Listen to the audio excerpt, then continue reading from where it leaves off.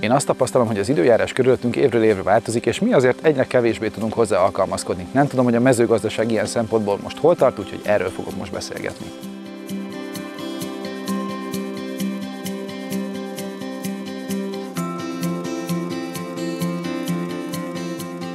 Mihály, a kukoricatermesztés tekintetében is vannak változások az elmúlt évtizedekben? Hatalmas változások történtek az elmúlt évtizedekben. Ugye ezek a fajták, amit mi megőriztünk, ezek tulajdonképpen majdnem eltűntek a köztermesztésből. Előre tört a hibridizáció, minden előnyével és hátrányával, és hát az a gond, hogy itt a biodiverzitás sorból, amiben persze még az alkotmányban is benne, hogy meg kell őriznünk, és persze nem a tégelyekben és üvegekben, hanem a szántóföldeken. Ezek szerint akkor te személy szerint fontosnak tartod a régi hagyományoknak a fenntartását? Mindenképpen, én egy hagyománykészítő ember vagyok, és azt gondolom, hogy mindenhol meg kell őriznünk a hagyományokat, úgy a kultúrában, a gazdaságban, az életben, mert ez visz előre és ezt tart meg.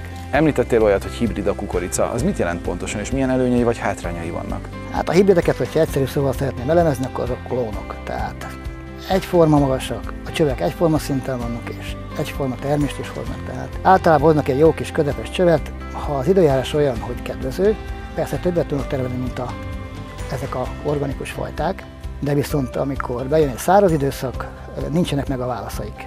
Akkor azt már tudom, hogy a hibrideknek mik az előnyei és mik a hátrányai, de mi a helyzet a hagyományos kukoricával?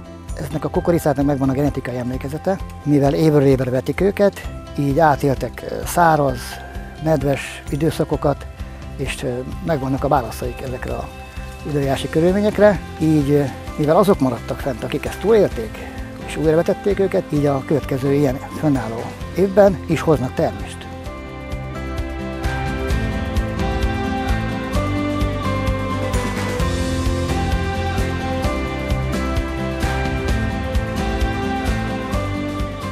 Balázs, te hogy látod, mennyire népszerű ma Magyarországon az eredeti kukorica? Ma Magyarországon 1 millió és 800 000 hektár között van a kukoricavetés területe. Szerencsére ebből most már az ősi magyar fajták 10 000 hektáron szerepelnek. Ezek a fajták egyre népszerűbbek, és ez annak is köszönhető, hogy ezek a fajták újravetetőek. Aki nem rest venni a fáradtságot, újra is tudja ezeket a magokat termeszteni. Milyen előnyöket biztosít ez a fajta kukorica a gazdáknak, akik esetleg úgy döntenek, hogy ebből telepítik a földjeiket? Ezek a fajták újravethetőek, ugye ez is egy nagyon fontos előny, illetve hatalmas nagy csövekre képesek ezek a fajták, nincsenek determinálva a cső nagyságai, mint a hibrid kukoricánál, illetve a szárazságot is kimondottan jól bírják, dupla csőre hajlamosok, nagy gyökézettel, nagy levézettel rendelkeznek, így nagyon jó hasznosítják légkörű haszályban a levegő nedvességét is, és ugye ez lehet a jövő igazából. Ha már a jövőt említetted, engem nagyon érdekelne, hogy mit látsz még. Szerinted mit tartogat? Én azt gondolom, hogy ebben van a jövő. A természetközeli növénytermesztésben és állattartásban ez hozza a mi egészséges jövőnket.